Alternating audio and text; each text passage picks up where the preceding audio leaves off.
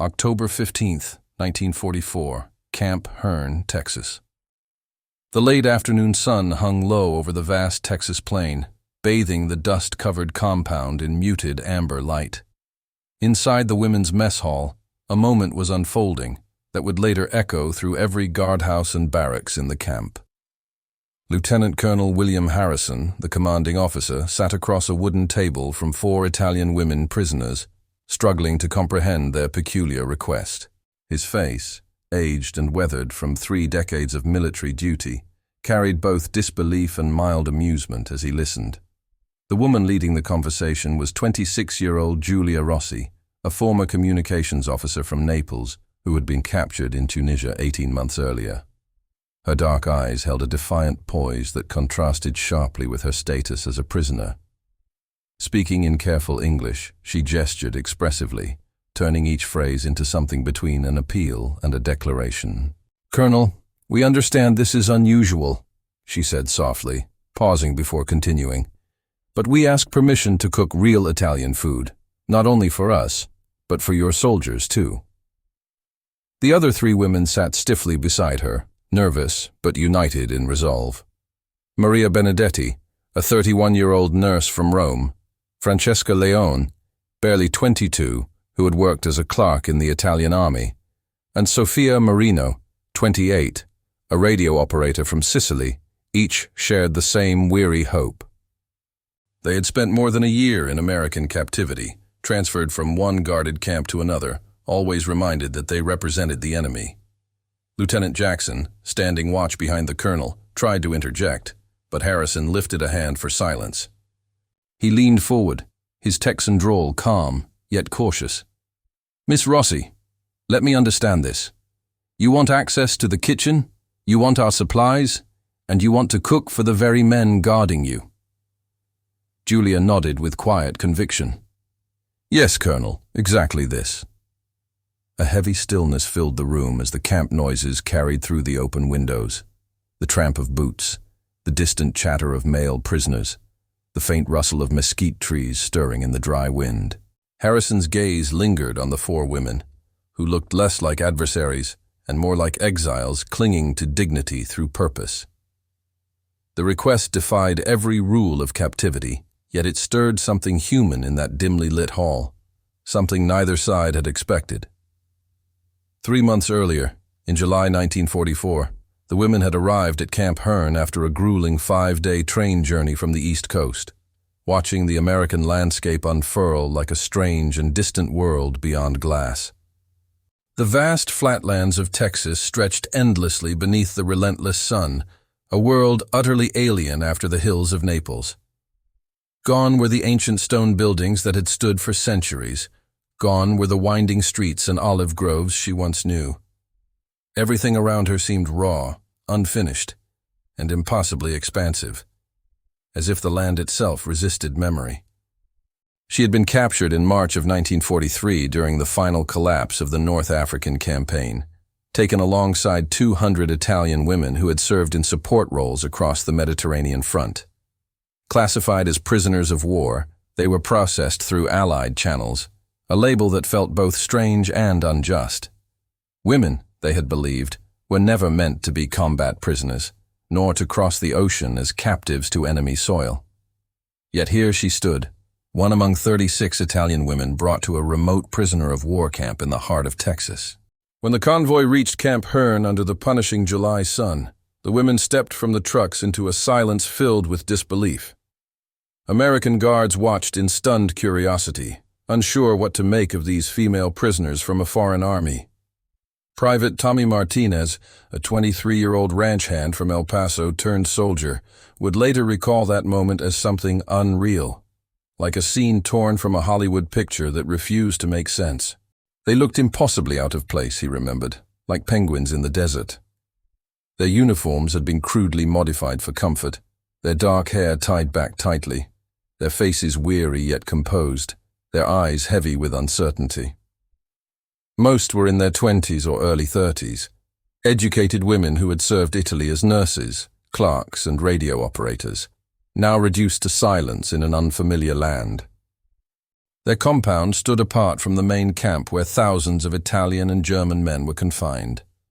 4 wooden barracks, a mess hall, a recreation yard, and a small office made up their enclosed world, ringed by chain-link fencing and shadowed by guard towers.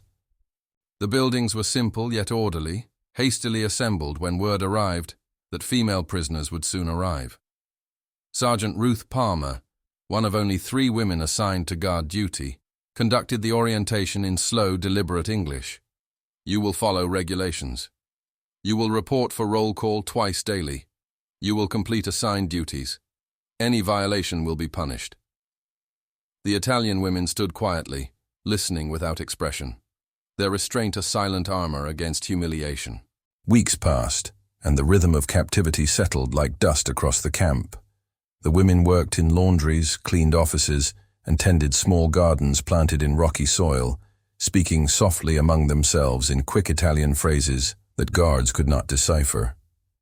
To Giulia, the silence of Texas was unbearable. Naples had been a city of sound and warmth, of voices echoing through narrow alleys and music rising from balconies, even under falling bombs. Here, the air felt heavy, the quiet too vast, and every evening the wind carried only the lonely hum of cicadas across the endless plain. Here in Texas, the only sounds were the restless wind crossing the barren plains and the occasional bark of orders from guards, who appeared as uneasy with the situation as the prisoners themselves. The cultural divide between the Italian women and their Texan guards surfaced in countless subtle ways, revealing 2 worlds struggling to coexist under one relentless sun. When Sergeant Palmer attempted to organize recreational activities, suggesting that the women might enjoy playing baseball, they stared with polite confusion, unable to grasp the appeal of a game entirely foreign to them. When Private Martinez tried small talk using simple English phrases, the women replied with brief answers, offering no additional words, keeping every exchange minimal and distant. Most of the guards, young men raised on Texas ranches, found the whole arrangement puzzling, unsure how to interact with prisoners, so unlike any they had known. Corporal James Reed from Amarillo confessed to his comrades that he felt lost, claiming he could handle cattle and even German soldiers, but silent Italian women were beyond his experience. Among the prisoners, a quiet hierarchy formed naturally, led by Maria Benedetti, the eldest at 31, who offered calm advice when the younger women battled homesickness. Francesca Leone, the youngest, tried maintaining cheerfulness, but her forced smiles often failed to hide the tears that stained her pillow each night. Sophia Marino wrote constantly, filling pages with words meant for her family in Sicily, uncertain whether her letters would ever reach them, or if anyone remained alive to read them. Writing became her lifeline, her way of preserving connection, memory, and identity amid captivity's emptiness. American food was strange to their senses, its flavors unfamiliar, its textures unsettling. The bread felt soft and sweet, the meat dry and tasteless, the coffee weak and watery, nothing like the rich espresso of their homeland. They ate without joy, treating meals as necessity rather than culture, missing the warmth of family tables and laughter echoing through Mediterranean courtyards. At night, as the heat pressed against the barracks, they whispered softly in Italian, sharing memories of mothers, sisters, and streets they might never walk again. Though imprisoned, they felt more like exiles, cut off from everything that once made them whole. Private Tommy Martinez from El Paso understood that kind of loneliness. His grandmother, Agua Rosa, had crossed into Texas from Chihuahua in 1912, bringing nothing but her recipes and resilience. Tommy had grown up in her kitchen, where love was measured in flavor and memory. When he saw the Italian women, he recognized the same homesickness, the same longing for familiarity. One afternoon in mid-August, while on duty near the compound, he noticed Giulia sitting alone beneath the barracks' shade, staring at a photograph with deep sorrow. Approaching gently, he said softly, "Excuse me, Ma'am." Giulia froze when Tommy's voice broke the silence, startled, clutching the photograph tightly as if it could vanish from sight. He had already seen it, a family portrait showing a woman who must have been her mother and 2 small children who might have been her siblings.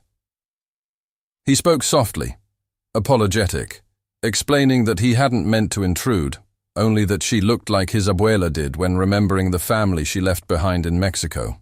Giulia studied him with quiet surprise, asking if his grandmother truly came from there, and Tommy nodded slowly, saying she had crossed over when she was about Giulia's age, working hard and struggling not because of poverty, but because she couldn't cook the food that reminded her of home. Giulia's careful composure wavered, her voice barely above a whisper, as she confessed that she often dreamed of food, not merely eating it but making it, recalling the scent of garlic and tomatoes, the feeling of kneading dough, waking for a fleeting moment believing she was back in her mother's kitchen before reality returned. Tommy hesitated before asking what she would cook if she could make anything now, and her face transformed with sudden light, answering immediately that she would make pasta, real pasta, not from a box, shaped by hand just as her grandmother had shown her. Served simply with tomatoes, basil, olive oil, honest food, nothing more. Over the following weeks, Tommy found excuses to be near the women's compound, bringing small offerings, a sprig of basil growing wild near the fence, a ripe tomato from the garden, gestures that quietly bridged the gulf between them, teaching the women that not all American soldiers saw them as enemies to be guarded. As September arrived, Texas cooled slightly, though the mornings still burned hot, and by afternoon the ground shimmered beneath the sun's relentless glare. One such morning, Giulia Rossi's strength finally faltered while working in the camp's vegetable garden behind the mess hall, where the prisoners were assigned to weed and harvest under Sergeant Palmer's watchful eye. She knelt among the tomato rows, the air heavy with the scent of dust and sun-baked earth, and as she touched the small fruit, something inside her gave way. For the smell was the same as home, the green tang of leaves mingling with the sweetness of ripening flesh, memories flooding back of her mother's garden, and long afternoons preparing sauce for winter. She did not realize she was crying until the dust beneath her darkened with tears. Then the crying became sobbing, deep, wrenching sounds that she could neither control nor suppress, echoing across the silent compound. Her trembling hands clutched a tomato with such desperate tenderness that its skin bruised under her tightening fingers. Maria Benedetti was the first to reach her, kneeling beside her with worry etched across her sunburned face. "Giulia, Carrara, what is wrong? Are you hurt?" she asked, her voice barely above a whisper carried by the Texas wind. But Giulia could not answer. She could only hold that fragile tomato and weep for everything it represented, everything she had lost. Home, family, and the life that had once felt ordinary now seemed impossibly distant, replaced by fences and fatigue. She wept for the simple comfort of walking into her kitchen, cooking food that tied her to generations of women who had done the same before her. Francesca and Sophia quickly joined them, forming a quiet circle of protection, their bodies shielding Giulia from the curious eyes around them. The other prisoners nearby stopped working, sensing immediately what was happening, and a heavy silence fell over the field. This was not about tomatoes. This was about months of grief, displacement, and the unbearable uncertainty of loved ones left behind in war-torn Italy. It was about the pain of eating foreign food, sleeping in foreign beds, and living half a life in a land that could never feel like home. Tommy Martinez, standing guard that morning, watched from his post near the fence, unsure what to do or say. He saw Sergeant Palmer stride toward the group of Italian women, saw her expression soften from command to compassion as she understood the moment unfolding before her. He watched as the women comforted Giulia with gentle hands and soft Italian murmurs, surrounding her with the shared warmth of sorrow and survival. Later, when the women had returned to work in subdued silence, Tommy approached Sergeant Palmer with hesitation, his hat in his hands. "Ma'am," he said carefully, "I think I understand what just happened." Though his voice wavered slightly, Palmer looked at him with tired eyes and nodded for him to continue, her patience thin but genuine. "She misses cooking," he said simply. "Not eating, cooking, making food the way her family made it, like memory turned into flavor. Those tomatoes probably reminded her of home so hard it hurt," he added softly. 3 days after Giulia's breakdown in the garden, something shifted in the compound. an invisible current running through the women's quarters. What had begun as one woman's collapse became a shared determination, whispered through late-night conversations and quiet gestures of resolve. The Italian women began speaking with new urgency, their voices rising and falling in impassioned debates during the long, humid evenings.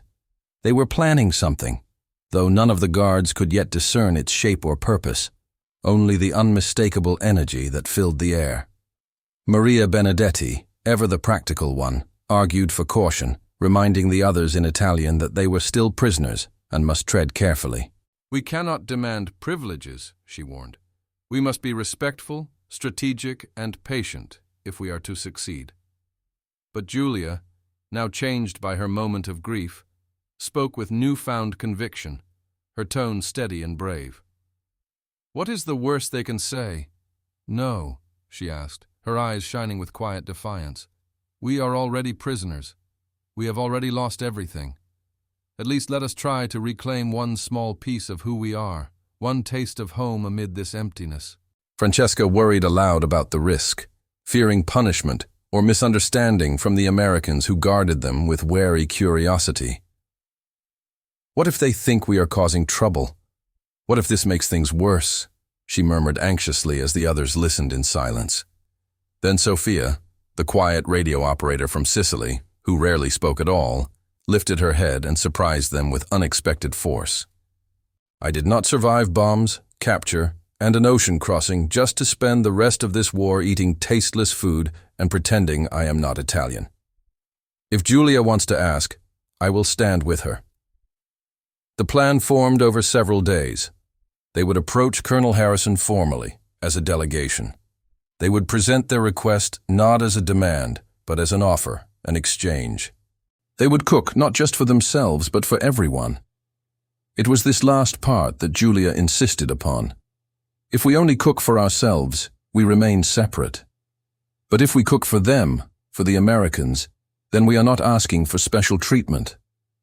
We are offering something. We are building a bridge. When Tommy Martinez learned of their plan, he tried to prepare them for disappointment. "The Colonel, he's a fair man, but this is unusual, real unusual. I just don't want you ladies to get your hopes too high." But Giulia smiled, the first genuine smile anyone had seen from her in weeks. Private Martinez, sometimes the only way to survive is to do something unusual. On October 15th, the four women requested a formal meeting with the camp commander, Colonel Harrison, who, curious about what could possibly require such formality, agreed to see them that afternoon. They prepared as if going to battle. Maria checked everyone's appearance, ensuring their uniforms were as neat as possible. Francesca practiced English phrases under her breath. Sophia stood straight, drawing on her military training to project confidence, and Giulia rehearsed what she would say, knowing everything depended on finding the right words. When they entered the mess hall where Colonel Harrison waited, Giulia felt her heart pounding so hard she was certain everyone could hear it. This was it, the moment when they would either be dismissed as foolish prisoners with unreasonable requests, or reclaim some small piece of their dignity and identity. Colonel Harrison sat across from them, his weathered face neutral, but his eyes sharp with curiosity. Lieutenant Jackson stood behind him, young and clearly skeptical of whatever these Italian women wanted. The late afternoon sun slanted through the windows, casting long shadows across the wooden table. Giulia took a breath, met the colonel's eyes, and began to speak. Colonel Harrison had done many unexpected things during his 30 years of military service, but agreeing to let enemy prisoners cook for American soldiers ranked among the strangest. Yet something in Giulia Rossi's passionate plea had moved him. Perhaps it was the sheer audacity of the request. Perhaps it was the recognition that these women were suffering in ways that had nothing to do with physical hardship. Or perhaps, as he later admitted to Lieutenant Jackson, it was simply because it seemed like the human thing to do. There were conditions, of course. The women would cook under supervision. They would submit their menu in advance. They would use only ingredients provided by the camp commissary, and this would be a one-time trial. If anything went wrong, the privilege would be immediately revoked. Giulia accepted every condition with barely contained joy, and when she returned to the women's compound that evening and announced that their request had been approved, the reaction was electric. Women who had maintained stoic composure for months suddenly embraced each other, tears streaming down their faces. They were going to cook. They were going to make real Italian food. For one evening at least, they would feel like themselves again. Preparation took 3 days. The women submitted a menu featuring pasta al pomodoro, the simplest and most honest Italian dish they could imagine. Fresh pasta with tomato sauce, garlic, basil, and olive oil. Nothing fancy, nothing requiring exotic ingredients, just pure, straightforward food, made the way their grandmothers had taught them. The camp commissary provided flour, eggs, canned tomatoes from the garden harvest, garlic, and a precious bottle of olive oil, sourced from somewhere, treated like treasures. On the morning of October 22nd, Giulia, Maria, Francesca, and Sophia entered the camp kitchen under the watchful eye of Sergeant Palmer and 2 guards. The camp cook, a gruff man named Bill Henderson from Corpus Christi, watched with open skepticism, having cooked army food for 15 years and implying his meals were already sufficient. His doubt began to fade the moment the women started working, moving with practiced efficiency, their hands instinctively knowing what to do. Giulia and Maria made pasta dough, kneading it with rhythmic precision, almost meditative, while Francesca prepared tomato sauce, face transformed with concentration as she crushed garlic and tore fresh basil. Sophia rolled out pasta sheets with a borrowed pin, creating long ribbons of fettuccine with remarkable uniformity. The kitchen filled with aromas impossible in this utilitarian military space, garlic sizzling in olive oil, tomatoes reducing into sauce, fresh pasta dough resting under clean towels. Even Bill Henderson stopped scowling, watching with reluctant interest. Tommy Martinez, one of the guards, found himself mesmerized, realizing this was not just cooking but art, ritual, memory made tangible. The women worked with care and love, and by evening, when the first plates were served in the mess hall, something remarkable happened. Cowboys who had never tasted real Italian food were surprised by flavors both simple and complex. The success of the pasta dinner created unexpected warmth in the camp. For weeks afterward, the atmosphere shifted. Guards smiled more. Italian women walked with straighter backs, dignity restored through one act of cultural sharing. Colonel Harrison approved additional cooking sessions, and the women began teaching some American staff how to make simple Italian dishes, a brief glimpse of normalcy. Then the letters arrived, November 3rd, 1944. Mail call that shattered the fragile peace. The International Red Cross had finally routed correspondence through war-torn Italy, and a packet of letters arrived at the women's compound. Sergeant Palmer distributed them during evening formation, calling names with careful pronunciation. Some women received letters. Many did not. Giulia stood clutching an envelope penned in her mother's handwriting, her hands trembling so violently she could barely open it. Around her, other women tore into their own letters with desperate hope. The silence that followed was broken only by the sound of weeping. Maria Benedetti sank to her knees, her letter slipping from her hands, her entire family gone. Her parents, her 2 brothers, her sister, all killed when Allied bombs struck their neighborhood in Rome during a July raid. The letter came from a neighbor, someone who had survived and felt compelled to deliver the truth. Sophia's letter brought different but equally devastating news. Her village in Sicily had been destroyed during the invasion. Her family had fled, but no one knew where.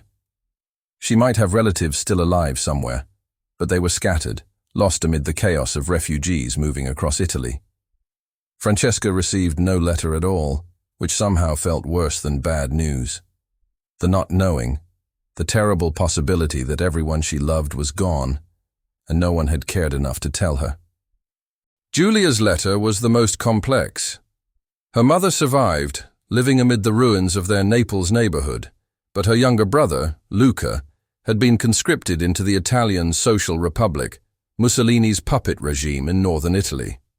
He was fighting for the wrong side of a civil war, branded a fascist by those opposing the German occupation. Her mother wrote cautiously, aware the letter would be censored, yet the message was clear. Returning home meant confronting a nightmare of political vengeance, hunger, and a country tearing itself apart. That night, the women's barracks filled with grief, long delayed but never diminished. They had known intellectually that Italy suffered. They had read newspapers, heard reports, but knowing abstractly was different from holding proof in their hands that the world they had left no longer existed. Tommy Martinez, making his rounds, heard mourning through the barracks walls. He had never felt more helpless. What could he say to women who had just learned they had nothing to return to? The next morning, they moved through routines like automatons. The joy that had animated their cooking sessions vanished, replaced by hollow-eyed exhaustion. December 1944 brought an unexpected development. Colonel Harrison, moved by their devastating news from home, made a decision defying typical military protocol. He allowed increased interaction between Italian prisoners and American staff, reasoning isolation would deepen their despair. What followed was a gradual breaking down of barriers between captors and captives. The women joined holiday preparations, decorating the mess hall with paper chains and handmade ornaments. They taught American soldiers Italian Christmas carols while learning English ones in return, and continued cooking, now preparing meals surprisingly popular among the Texas Cowboys, who had never imagined enjoying foreign cuisine. Tommy Martinez spent more time with Giulia, conversations beginning with food and family, then deepening into discussions of identity, belonging, and what home truly meant. Tommy spoke of growing up between two cultures. Never quite Mexican enough for his grandmother's generation, never quite American enough for his schoolmates. Giulia understood that feeling more deeply now than she ever had before. "I thought I knew who I was," she told him one evening as they sat on opposite sides of the compound fence. "I was Italian. I was from Naples. I served my country. But now my country did terrible things I never knew about. My city is destroyed. My brother fights for fascists. Who am I now?" Tommy had no easy answers, but he offered something perhaps more valuable than answers: acceptance. "You're Giulia," he said simply. "You're a person who makes incredible pasta, cares about people, and is trying to figure out what comes next. That's enough." Similar bonds formed throughout the camp.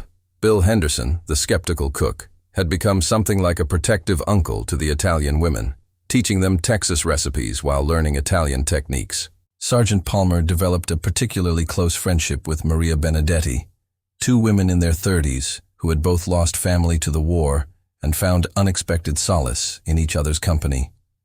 Even the younger guards, who had initially been awkward and uncertain around the Italian women, now treated them with easy familiarity. Corporal Reed from Amarillo, who had once complained about not knowing how to guard Italian ladies, now brought his harmonica to evening gatherings where the women sang. The music mixed Italian folk songs with American country tunes in combinations that should have been impossible, but somehow worked. As winter settled over Texas, bringing cooler temperatures and occasional rain, the question of repatriation loomed larger. The war in Europe was clearly ending. Germany was retreating on all fronts. Italy's civil war was reaching its brutal conclusion.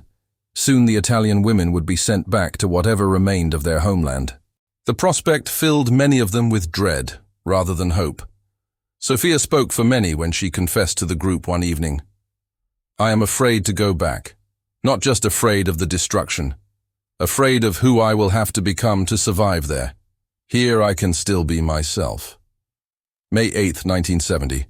25 years after the end of World War II in Europe, a restaurant in Austin, Texas, called Giulia's had become locally famous for serving the most authentic Italian food in the state. The woman who owned it, Giulia Martinez, stood in her kitchen preparing pasta the way her mother had taught her in Naples, the way she had first made it for confused Texas cowboys in a prisoner of war camp. She was 51 years old now, her dark hair streaked with gray, her accented English softened but never lost. Beside her worked her daughter Rosa, named for Tommy's grandmother, rolling out fresh fettuccine with the same practiced motions her mother had perfected decades earlier. The restaurant was more than just a business. It had become a gathering place for an unlikely community. Tonight was special, a reunion. Around the large family-style table in the private dining room sat people whose lives had been forever changed by what happened at Camp Hearne. Tommy Martinez, now a high school teacher, sat beside his wife Giulia, their 3 children grown and scattered across Texas. Maria Benedetti Palmer, who had married Sergeant Ruth Palmer, in a quiet ceremony in 1967 after Texas laws finally permitted it, arrived from San Antonio where she managed a busy hospital. Bill Henderson, long retired from the Army and now owner of a cozy diner blending Texas barbecue with Italian classics, drove up from Corpus Christi. Even Colonel Harrison, now 83 years strong, made the trip. His memories of that bold decision still sharp despite time's passage. Of the original 37 Italian women held at Camp Hearne, 14 chose to stay in America after the war, navigating complex paperwork, special permissions and sponsorships, yet the connections forged in captivity outlasted every obstacle. Those who returned to Italy carried tales of American compassion that softened post-war tensions, many later leading Italian-American friendship groups to heal old wounds between nations. Sofia Marino, back in Sicily, wrote Giulia often, sharing how she rebuilt her village and now ran a center teaching youth about hatred's price and forgiveness's power. As Giulia served that evening's pasta with the same humble pomodoro sauce that began it all, she reflected on their shared path, from foes to friends, captives to citizens, despair to hope. She lifted her wine glass. The table hushed. 25 years ago, she said, voice thick with decades of feeling, we were prisoners begging to cook, thinking we only wanted pasta, but truly craving the right to feel human, to be seen as people, not enemies. Colonel Harrison raised his glass, hands firm despite age. And what you showed us, Miss Giulia, is that humanity picks no side in war. It simply waits for the brave to bridge the gap. That night's pasta tasted identical to the camp kitchens, simple, true, born of love, yet its ripple reached far beyond the plate.